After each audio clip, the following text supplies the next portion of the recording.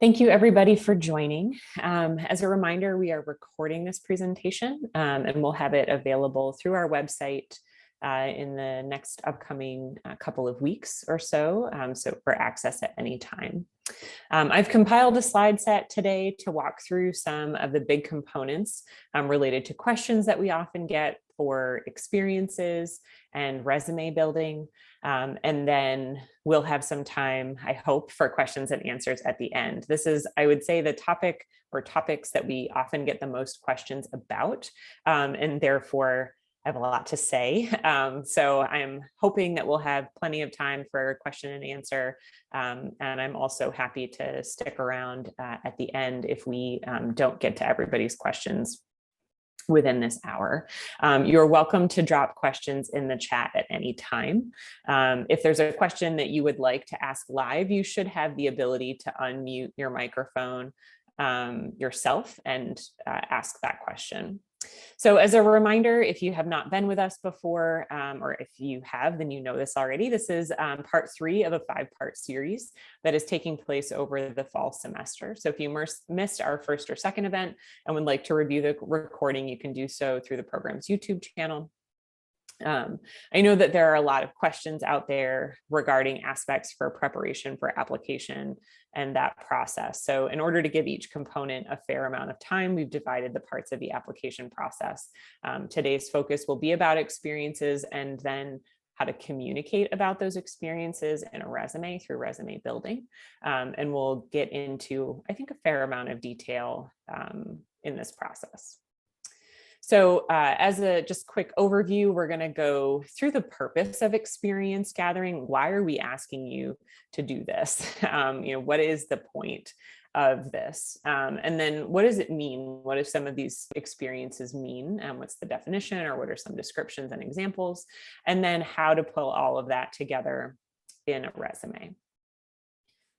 So as a quick disclaimer for this process, the examples that are used throughout the course of the next hour are really general.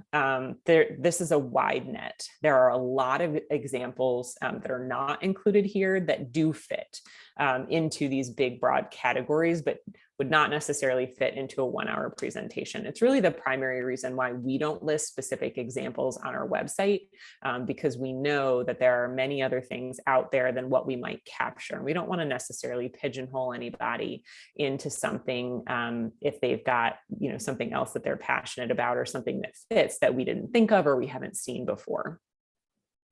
I also want to be really clear that this is meant to be a framework and guidance, but certainly this is not meant to say that you have to have every single one of these things in order to gain entry or admission into a program, but that these are the general categories that are reviewed and assessed and looked at.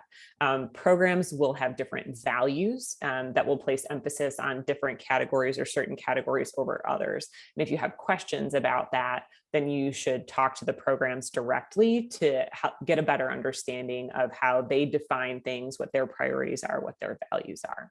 Okay. So with that said, we're going to go through sort of these 5 big broad categories that are often reviewed as part of an application and admissions process for genetic counseling. And again, remember, this is a broad overview and that not all of these are required for admission. I would say probably one of the most important and sort of foundationally critical areas is genetic counseling exposure.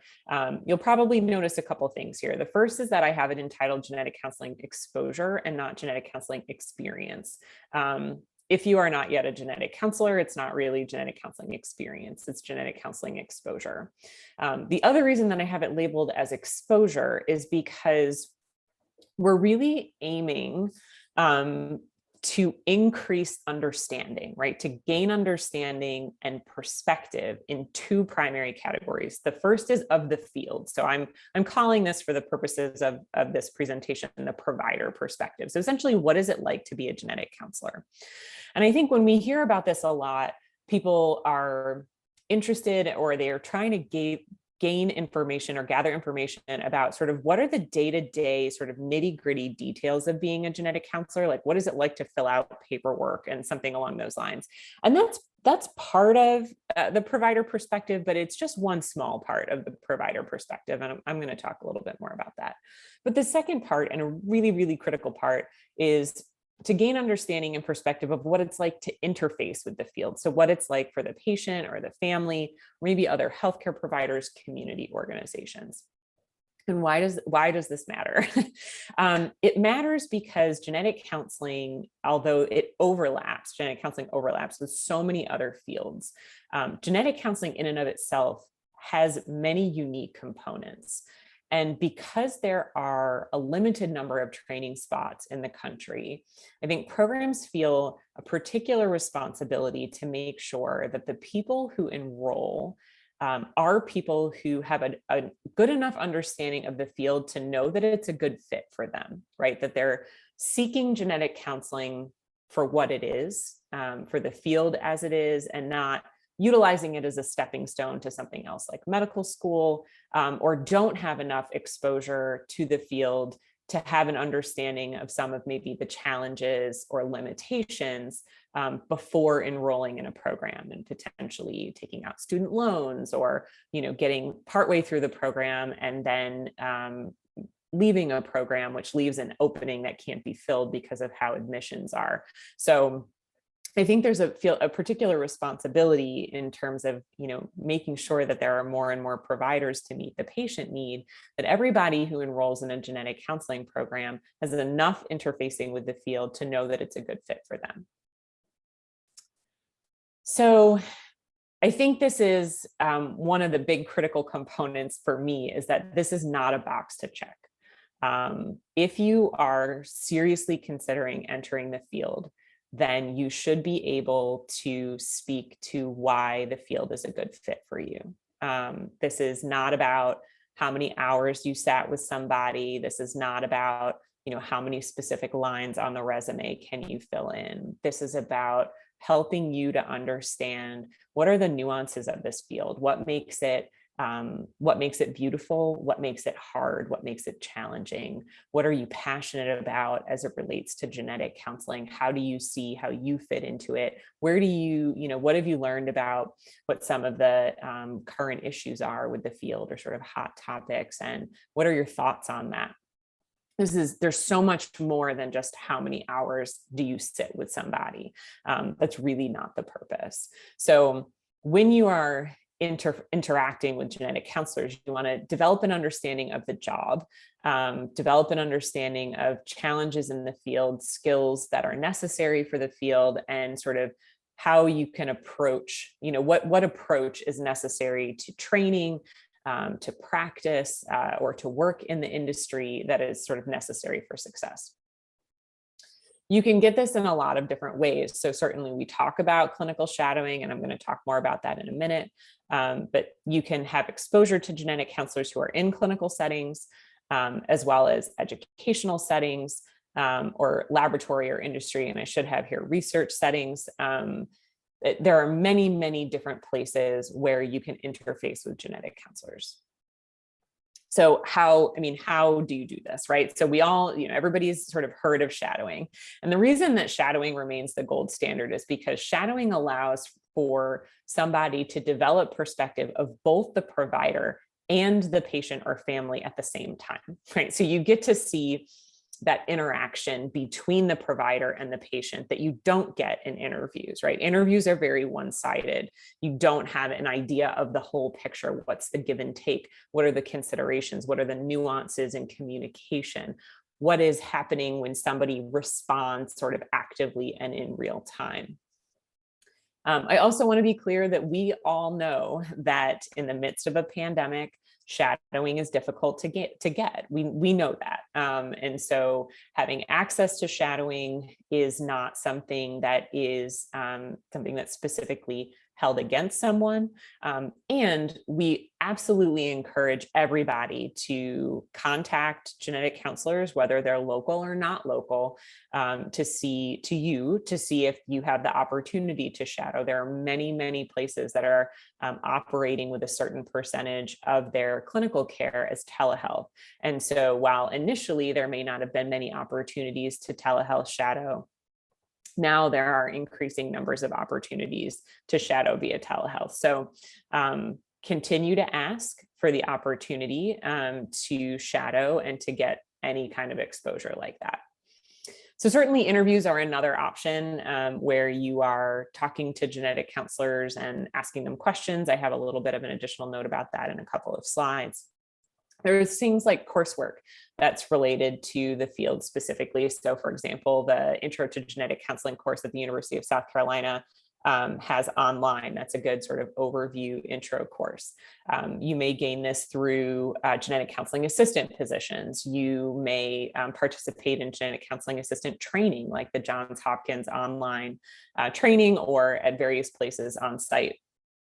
You might have exposure to things like medical and clinical genetics from the provider perspective through things like podcasts and case series. Social media is a great place to start for this. Twitter, I think, is probably the leading social media for access to these things. GC Chat is the hashtag that is used most commonly. And there's a couple of accounts that I've listed there, including the student and new member SIG. I think it's important to remember with social media that it's a great place to start, but it shouldn't be sort of your be all and end all. And you should make sure that you are assessing where sort of the source of the information that's posted, and whether it's opinion or something that's posted or hosted by a larger organization. There's also genetic counseling specific training that is publicly available. So you can look at things like the Master Genetic Counseling series on the NSGC website. NSGC has an implicit bias, a 6-part implicit bias series. There are webinars. A recent one that was called Beyond the Binary had some really incredible information about communicating to and with and counseling individuals across the gender identity spectrum. And there's so much more that's sort of publicly available on the NSGC website. A note about program events, which maybe is ironic or not, since this is a program event. When considering sort of exposure for these things, by and large, program events are focused on the programs themselves. So there is some overlap, certainly with interfacing with the field, but it's often not necessarily as specific about the field itself, unless there are things like panels or you have individual encounters with genetic counselors where you're engaging about specifics of the profession or their experience with the profession, versus things like training related, structure of rotation sites and things along those lines. So program events can be very informative, but I wouldn't utilize those as sort of the bulk of your exposure to the field, because they're really more focused on programs than the field itself. So a quick note about interviews. One of the foundational questions is sort of, what's the purpose of interviewing a genetic counselor? And as a hint, the answer to that is going to be dependent on where you are in your preparation or process. So if you are in this position where you're not sure if you want to be a genetic counselor, then interviewing or talking to a genetic counselor and asking them, why did you choose genetic counseling, or sort of what was your path to genetic counseling, that makes a lot of sense. If you've already done that sort of background research and you've determined that you want to be a genetic counselor, then you should really be asking much more critical questions to gain understanding and insight into the field than why did you choose genetic counseling or how did you get to genetic counseling. So again, your goal in interacting with genetic counselors is to gain perspective. So, try to assess or get an understanding of what is somebody's concerns, or what are the considerations, what are the things they think about when they're prepping for a patient as a part of their day-to-day, or maybe that comes up a few times a year. what do they consider are the skills that are necessary to be a genetic counselor, a good genetic counselor, a great genetic counselor? What skills are they working on continuing to develop that maybe they have exposure to, but that continue to develop throughout the course of somebody's career? What do they consider are field-based challenges? Maybe what are challenges within their specific subspecialty or within their region of the country? What do they think are certain benefits, either that are associated with the position or associated with the field in general? Sort of what do they believe in? What are their passions? How did they define the field of genetic counseling? What did they think the purposes of genetic counseling? Hear from them, start to gain an understanding of, what is it? How do all of these people who are a part of the field that you want to be a part of, how do they view this? And, what aligns for you in that? Where do you see parts of yourself in that? Where do you see that maybe you're different than that? And does that mean that you want to bring that to the field, or does that mean that the field is not a good fit for you? And you're really the only one who can answer that question. It's totally fair to ask what can be improved, from their perspective, what could be improved about the field? What are they working towards themselves? What are they working towards on behalf of the field or on behalf of patients? And variability in interviews can help in this. So interviewing people who work in different places, different subspecialties, private practice versus public, large university medical centers, people who work on small teams or large teams, people who work in industry or research or education or public health. A varying number of years in the profession will likely also gain you slightly different answers to help round out your perspective. From the patient and family side, again, shadowing is the gold standard because you get to see sort of interactions and responses in real time. And if you don't have access to that, you want to seek out things that are first-person accounts. So this would be things like patient-focused podcasts. There are so many films and videos that there's no chance that I could list them all here, but essentially every streaming service that you can think of has some form of either film, like a fiction film, or a documentary film, or even sections of documentary. So like Netflix has several different that have, episodes that are focused on genetics within a larger thing. Like we were talking today about the Netflix series Diagnosis. And there are 3 of, 8 or 9 in that series that are focused on genetics.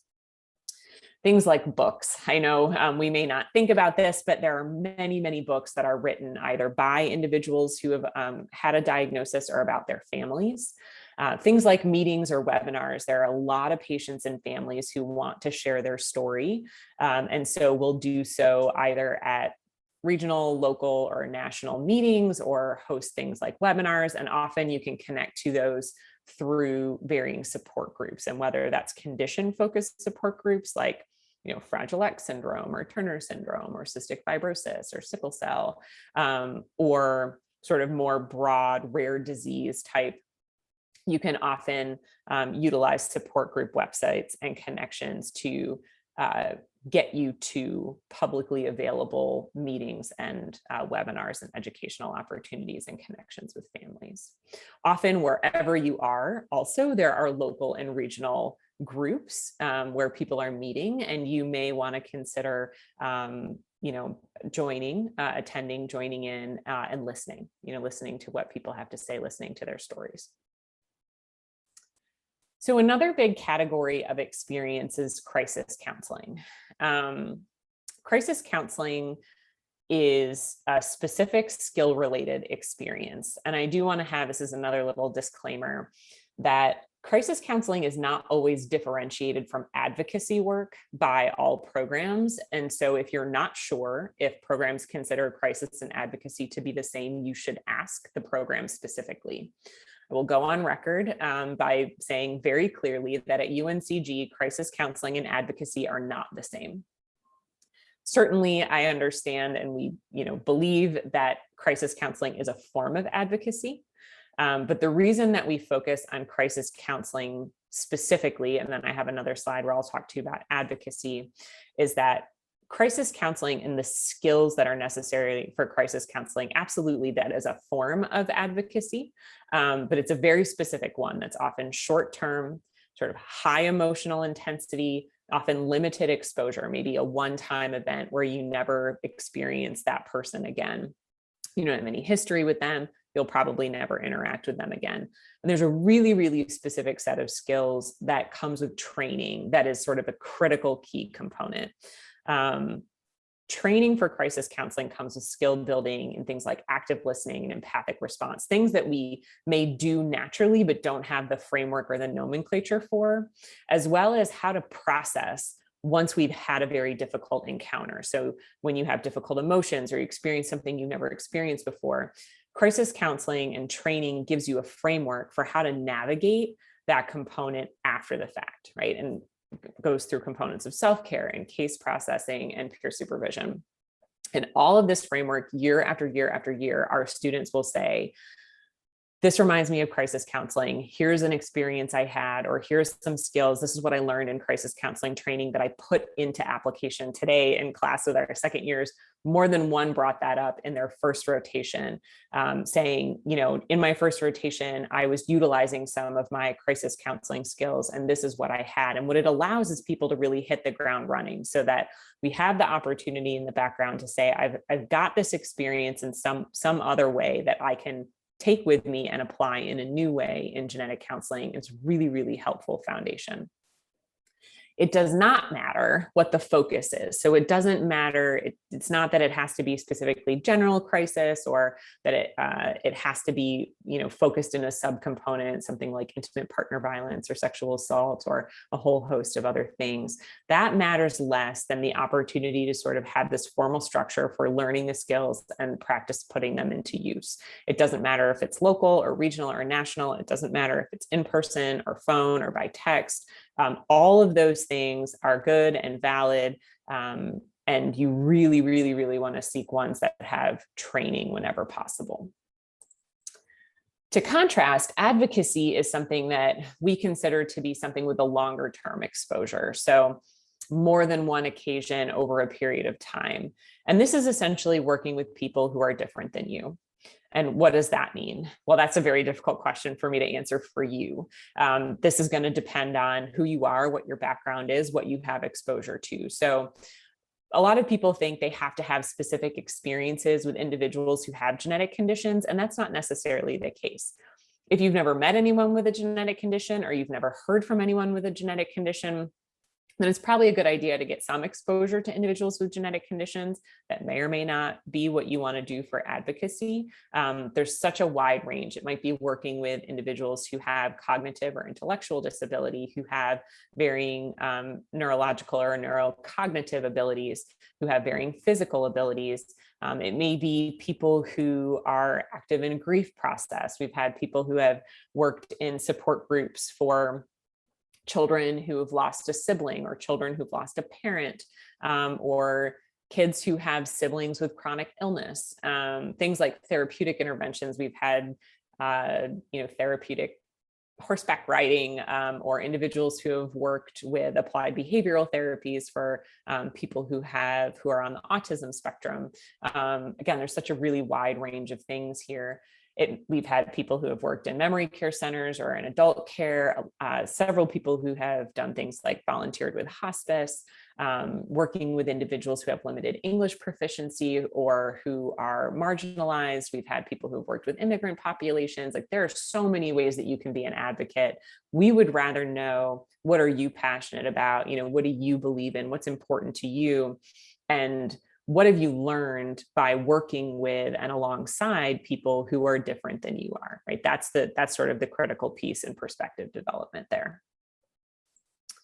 Another big category is research and laboratory experience. So this is something that goes beyond any sort of labs that are associated with your undergraduate coursework. So if you took genetics and you had an associated genetics lab, we wouldn't expect you to list your, bio 352 genetics lab as research or laboratory experience.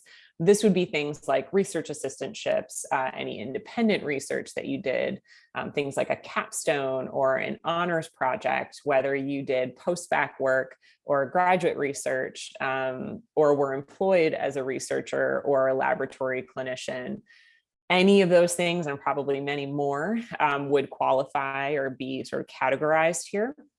And in addition, we would want to know about any posters that you compiled and presented, or any other sort of oral presentations about your work. And so this is often in things like, local, regional, campus or off campus research symposiums.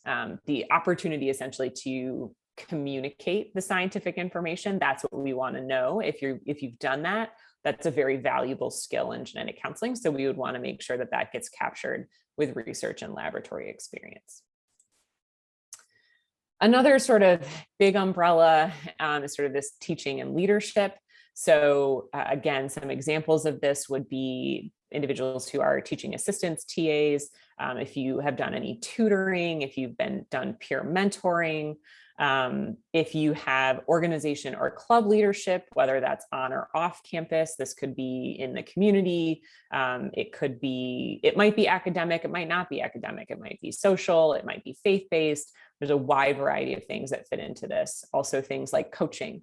So various, sports teams, individuals of different ages, or mentoring in a whole wide variety of areas, as well as things like supervision. So many people in their jobs are in supervisory positions and will train new individuals coming in, or will have additional responsibilities beyond other members of the team. So that's something we would want to make sure that you differentiate.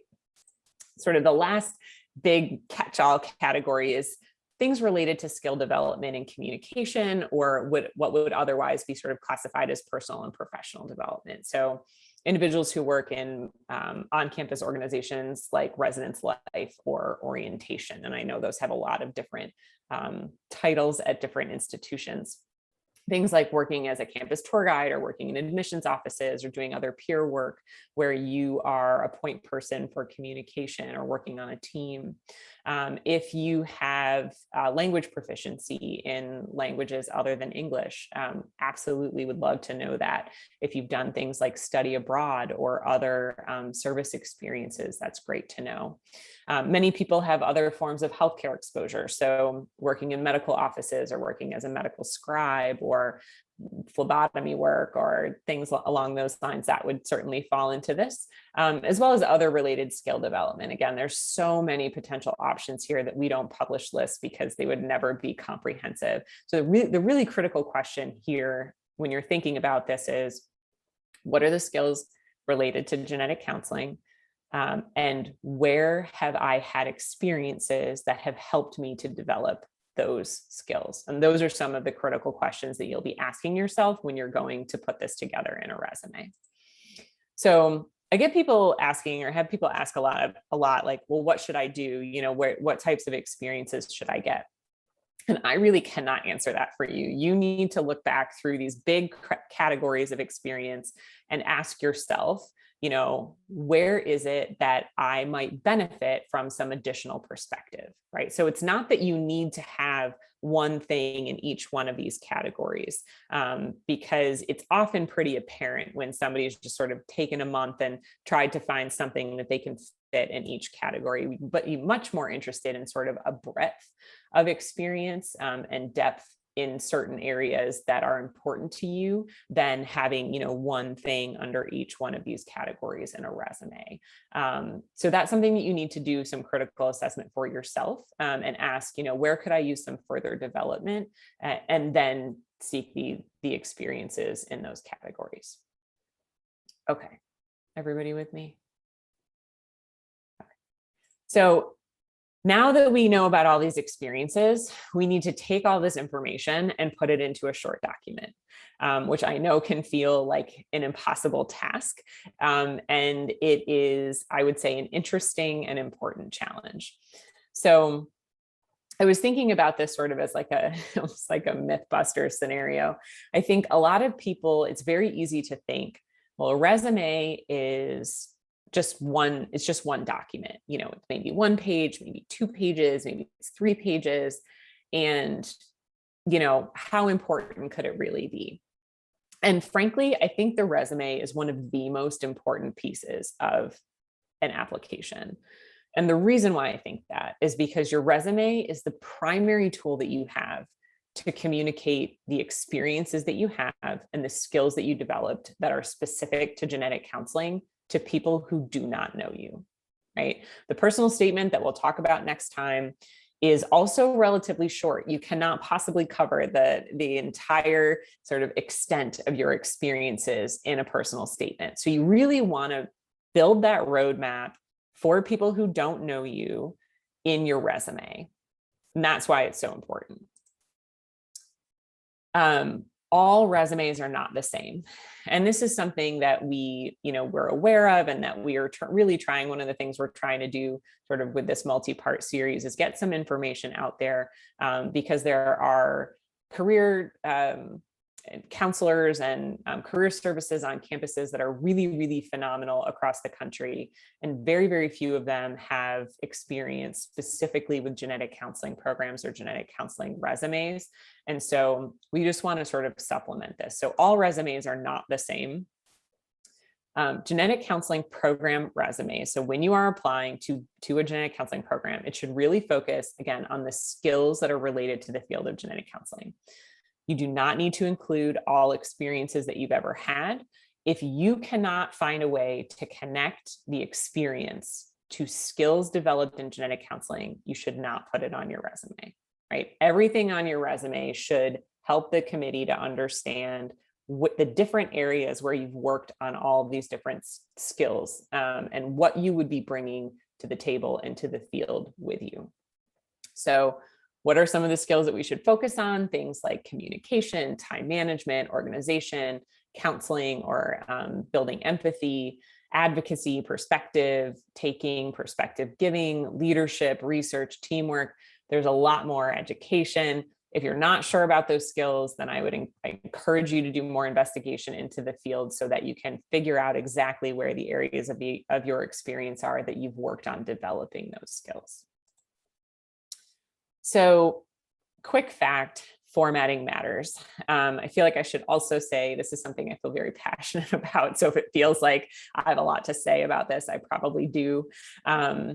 When you are putting together a resume, you really, really want to make sure that the formatting is designed to make the information easy to find, right? You want to make it as easy as possible for the people reviewing your documents to find everything they're looking for. A couple quick examples of this are dates. I'm going to just go ahead. I guess I'm formally on record because this is being recorded as saying, just write justifier dates. Write justifier dates when they are embedded somewhere within your details. They're a lot harder to find. And if you leave the admissions committee with questions about when you did something or how long you did something or how long ago it was that you did something, that's rarely going to be an advantage to you. So if you've got all the dates right justified, then an admissions committee can sort of easily run down and reconstruct a timeline and have an understanding of when you did what you did so that they can utilize that lens in reviewing all of your other materials. I also strongly encourage you to keep those dates in the same location throughout the entirety of your resume. So some people will have the dates right justified for some experiences, but then sort of embed the dates for things on campus or for their education or for different components. And just keep them all the same, keep that formatting the same so it makes it easy for people to reconstruct the timeline. Also be aware of the white space. You want to be, I think some people feel either nervous about having too much or too little. Again, this is the detail that you have for communication. So you're better off having detail than way too much white space. And you want to put your critical information first. Put all the information that a program is going to be looking for sort of right at the top. So here's a quick example. This is, unfortunately, in this scenario, Microsoft Word is not the best resource. If you just look for a resume template, then you're going to come across, this is the first one that popped up when I opened Microsoft Word and typed in resume template. And you can see by what I've typed in here, this person's name, theoretically, this is where the name is supposed to go, is what, like 25% of the front page of the resume.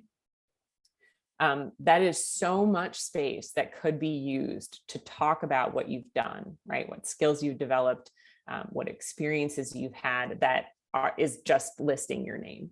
And because all this stuff is going to be together, we'll know your name. Of course, we want your name on it, but it doesn't need to take up 25% of the front page, okay? And we'll talk more about some other options as we sort of move forward. So getting started, I would say go ahead and put your name and contact information and often your NMS number. I think it's a pretty safe option to consider placing your name and contact information in the header. Sorry, everybody. And then add your NMS number underneath it. Often that will be required so that programs know that you have registered with NMS, and therefore we can review your application. Go ahead and make your name, it's okay to make your name slightly larger than the rest of the information and the rest of the font that's there, and then have an abbreviated address or contact information. Again, it's going to be a part of your overall application. And so we should have this information on file. So you don't need this whole huge, 25% of your resume being taken up by your name and your contact information. Then put your education right underneath it. So what institution or institutions have you attended, your date of graduation or anticipated date of graduation, things like your GPA you can put there if you'd like, and then include your listed or requested prerequisites. So often programs will say, please include this information. We want to make sure that we know what your prerequisites are. Part of the reason why that's so important is that sometimes course titles are not clear that that's what you are considering to be for your prerequisites. So it's a really good cross check. It's also possible that a program will reach back out to you and say, we saw that this was what you considered as your prerequisite. Could we please see the syllabus or additional details so that we can make sure that this meets our prerequisite requirement if you haven't engaged in that process prior to submitting your application, okay? Then the next section, I would suggest making that your genetic counseling exposure section. Every program is going to want to know what exposure do you have to the field. So put this somewhere near the top, make it easy to find. Often right under the education section, to me, makes the most sense. That's just my opinion. If you're going to have, you can have subcategories within genetic counseling exposure. So one subcategory can be shadowing. In this form of documentation, you want to include things like the name of the clinic and the location of the clinic. So there are a lot of hospitals out there that have the same name. So if you just write Mercy Hospital, I will have absolutely no idea what city that was in, who you worked with, or any of those things. So you would want to have the location of that clinic as well as the date or dates that you were there. Then you should include the name of the genetic counselor that you shadowed, as well as their credentials. Unfortunately, there are people who will say, I shadowed a genetic counselor, and it will turn out that that person is not a certified genetic counselor. It's somebody who is maybe a nurse practitioner, or who is a physician, or who has sort of different components, but that is not a certified genetic counselor. So it's important to just be really clear about that so that there's no questions, as well as the amount of time shadowed. And if it's one of those things where you can say, or it's easy for you to say how many cases you've seen, that may be something that you would want to include. And then any additional information, and I'll show you an example of this. So it might be things like skills that you were building or other associated experiences. If you did pedigree drawing, if you had the opportunity to, call a patient or talk to a patient, if you were attending tumor board meetings, or a whole host of other things, all of that would be included in your shadowing information. For interviews, include the name and the credentials of the person that you interviewed, where they work and the location of where that is, and the date or dates of those interviews. If you have things like the South Carolina intro course or other associated coursework that is specific to genetic counseling, then you can go ahead and put this in there, as well as supplemental exposures. So things like those podcasts that we talked about, attendance at meetings, NSGC Master Genetic Counseling Series, all of those things can be listed in supplemental exposures, and it's okay to list them. It's absolutely okay to list those. It's okay to list your interviews, especially if you have multiple and you're concerned that it's going to take up a big section of your resume. You still want to make sure it's included, but you can just sort of list those because there's not going to be quite as much detail that's needed for those things, since it's more information gathering than skill development in that case. After genetic counseling exposure, in any order that makes sense to you based on sort of your priorities and your depth and breadth, You would include things like crisis counseling. Make sure that you document the training. How many hours was it? How many days or weeks? What skills were involved in that training? How long you served or were doing that, and sort of details of the organization. So since particularly if it's local or regional, the admissions committee might not have a lot of detail about what the organization is, make sure you include who's the population, or what some of the sort of goals or the mission of the organization is. And similar with advocacy. So, what is the organization? What's the target population? What do they do? What's the mission? What was the time served? What was your role or roles, and what skills have you developed? Also, all these other categories that we talked about, right? So research and laboratory work, teaching and education, leadership, personal development, professional development. Any of these headings and which ones you use or how you communicate them. So you might also say like, associated experiences and have multiple of these under one. That's okay too. It really depends on what your background is and how you want to package it together. A few things to consider not including. So I find very little value in the objective statement. A lot of times it says objective to, enroll in a genetic counseling program. I think that's a given. I think if you're applying to a genetic counseling program, then we expect that you want to enroll in a genetic counseling program. So I would rather that you take the 1 line or 2 lines, or maybe 3 if there's space above those lines, to give me some more detail about some of your experiences than to tell me the objective. I also would consider not including the skills section. Like when people say, skills, active listening, empathic response, that's something that I think we would rather see demonstrated than listed on our resume. I don't think that there's a lot of value in sort of listing some of those skills and taking up multiple lines somewhere in a resume where you could be giving us more detail, okay? Things like honors and awards and activities, if you're going to include them, make it worth it. So you probably need to include some detail. It's not uncommon for us to see things like, the James A. Smith Award. And we have absolutely no idea, what is the James A. Smith Award? Is it competitive? Did you nominate yourself? Were you nominated by somebody else? Is it something that people only get once in 50 years? Is it something that everybody at your undergraduate institution receives, or everybody who receives over a certain GPA? We have absolutely no idea what any of that is. And so if there's something that's really meaningful and you want to make sure that you include it, then give us a quick line or definition about that honor or award so that we have a better understanding of what it is, right? And why it is considered an honor or award for you.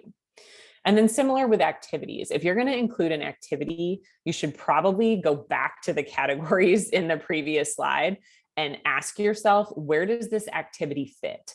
And then make sure that there's enough detail about that activity so that we have an understanding of where that activity fits and the skill building and all of those things. And if you can't do that, then you should probably leave it off.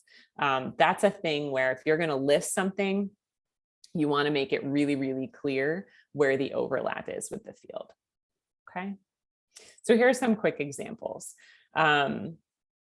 It doesn't really matter if you've got everything on one line, like in the second option here, where it's the role that you played, where it was, and the location, or if you want the role that you played on the line above and the other thing on the line below. That's sort of a personal preference.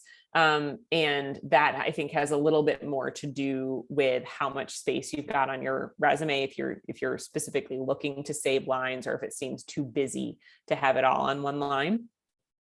And then because these are things in the past, you've got bullets in past tense that are really focused on things like creating educational content, planning and executing overnight experiences and the topics for that, and then things like assessment. And focus, running focus groups with enough detail to have an understanding of what is done. Okay. So another example is, so we look at things like advocacy, right? And so sometimes people say, I'm a volunteer at the Special Olympics. And the first bullet here will be organize the soccer balls. And this itself is not a real example, but this is a real bullet off of something that we received. And so this is something I think about a lot when we talk about detail. It may be that one of the things that you do is organize the soccer balls, and there's no doubt that there is value in that. And it's not really clear how organizing the soccer balls is advocacy work, right? So if you're going to say I've worked with Special Olympics for my advocacy, then what are the components of advocacy that are associated with that experience, right? So maybe one of the things that you did was walk athletes between the fields, but what is sort of that in the overall scope? So working with a team to coordinate athletic events, including practices and competitions, assisting coaches with skill building in multiple sports, engaging athletes in things like problem solving, relationship building, emotional regulation within and outside of games, right? What is it that you're doing that is the advocacy work? Okay. I have an example here of genetic counseling exposure. So it's not uncommon for us to see a listing like this where it says, I did shadowing in cancer genetics in North Carolina and prenatal genetics in Indiana. There's no detail here. So it's very, very difficult for us to understand how long was this? Who was it? Was it a genetic counselor? There's so many questions that would be remaining in looking just at these lines versus sort of the bottom piece where it says, I was at Cone Health Pediatrics, which is in Greensboro, North Carolina, from May to August of 2021. My supervisor was Randy Stewart. These are her credentials. I was there for 3 days and 12 cases. And this is what I did. I reviewed the medical directors with her. I observed contact with families. I attended a grand rounds presentation. I completed shadow pedigrees or reviewed documentation with the team. You may or may not have these experiences within your shadowing. This is all just an example of how this might look. Okay. So some really quick tips. Not all resumes are the same. Only include in your resume what is tied to the field and skill development in the field. Make sure you clearly define your role within organizations or whatever it is that you're including. Don't overreach. If you don't have an advocacy exposure from the time that you were in middle school until now, then including the middle school piece is probably not that helpful. Instead, I would say, it's been a lot of years since I've had any sort of exposure that would count as advocacy. So I should probably go see if I can get something that's more recent instead of just the only thing being something from 15 years ago. And then, aim for enough detail that a stranger will understand. You should be able to hand this resume to somebody who doesn't know you, and they would have a really good idea of what skills you have been working on and experiences you have without even needing to look at a personal statement or ask you any questions. It should be a standalone document. Okay. Last final reminder, the framework that was presented is just an overview of considerations for you. Not all of these experiences are necessary to gain admission. There's not a specific advantage necessarily by having something listed in each area of your resume. The depth and breadth and intention are important and are considered in this broad scope of your entire application. And ultimately, we want to know what's important to you. So in many ways, I think sometimes programs don't want to tell you what to go out and do because we don't want you to do what we're doing. We want to know what you're passionate about, right? What is it that is important to you, and how do you see that shaping you? How do you see that developing you as a future member of the field?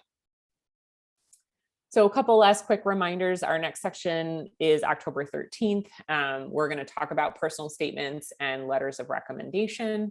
And then on November 3rd, we'll just have like an open program Q&A, and we hope that you will be able to join us then. One last PSA, for those of you who are applying this cycle, registration for the match is live. If you're not familiar with the match, there's some more information that can be gained on the NMS website. And the match fee waiver application is open at this time. So you can apply through the website to have the $100 fee waived. It is recommended that you submit that waiver before you register. So you can do that now through early October, and then decisions are sent by the end of October, and then you can move forward with registration. So that information is available on the NMS website if you have not perused that yet. And so at this time, I would be more than happy to take any questions that you have. You're welcome to unmute and ask or drop questions in the chat. Thank you so much for sort of sticking with me through that. I told you there was a lot of information to cover. I am going to stop the recording and take a look at the questions.